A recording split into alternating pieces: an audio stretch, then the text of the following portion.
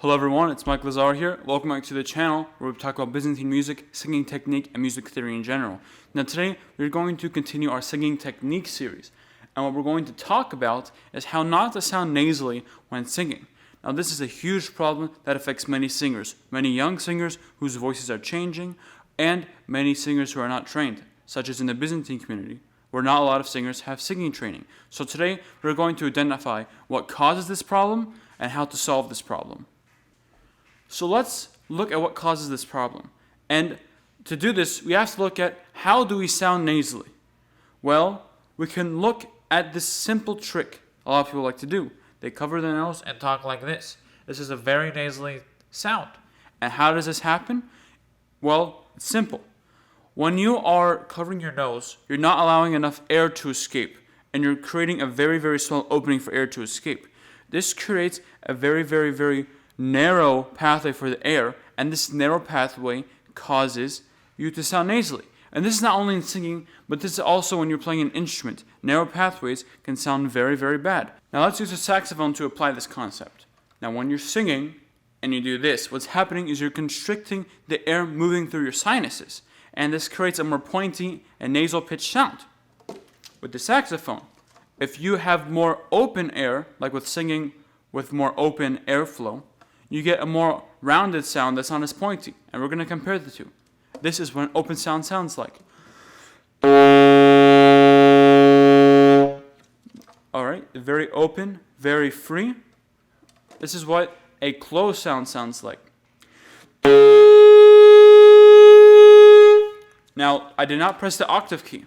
It's the same exact notes. What's happening here is that my low B flat, which is the key that covers all the things, is playing a completely different sound, higher pitch, because I'm constricting the airflow. This is the same concept used when playing trumpet. You're simply getting new tones as you overblow or you use more constricted air. With this concept, we can apply this to singing and find ways to open up our nasal passages and get a more free-flowing air. Another thing that causes this is how you open your mouth. Now, when people with nasally voices sing, what's happening is that their palates, which is how high your mouth is very constricted and narrowed. Like this, you're not allowing enough air to flow through it. See, when I open my palate more, I no longer sound nasally. So how do we do this? First things first, open your mouth as wide as you can.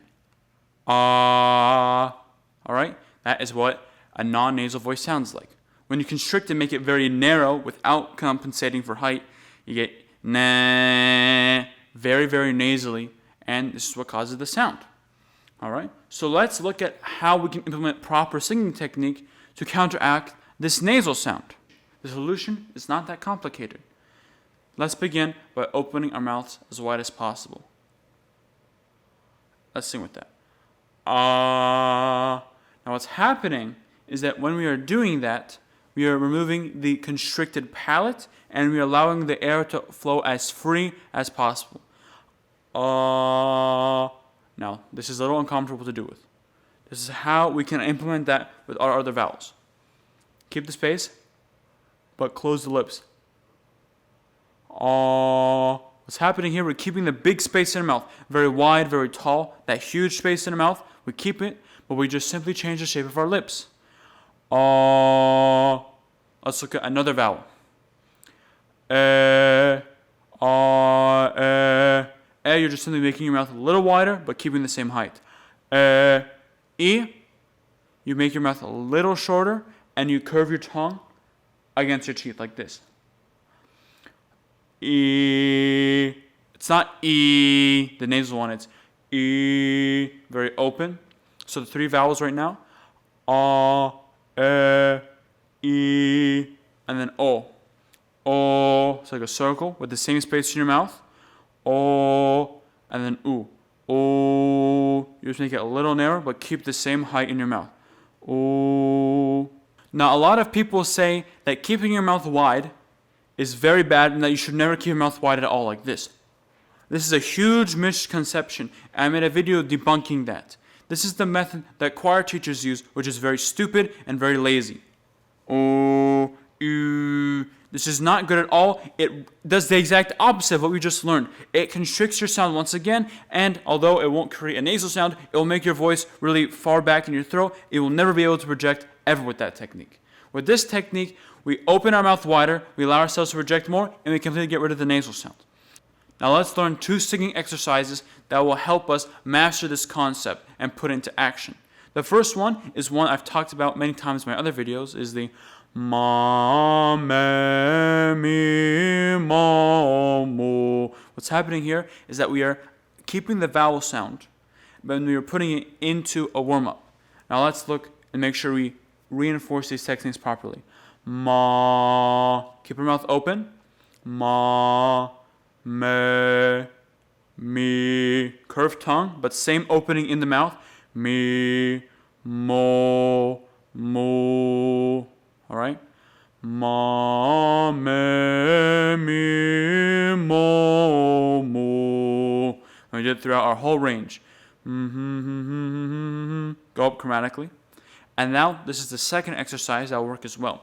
This one simply transitions from E to A, but it reinforces the correct E and not the nasal E, right? This is how we do it. So we start on our note, C, and we go up in arpeggio and come back down. C, A. Same shape in your mouth, you're just switching the way your lips are shaped. C, A.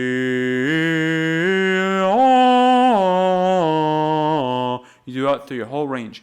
Na, si,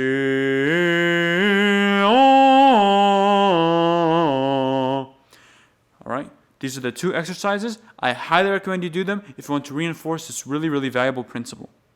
So now I learned how to 1, not sound nasal, 2, what causes this nasal sound, and 3, reinforce it through 2 warm-ups.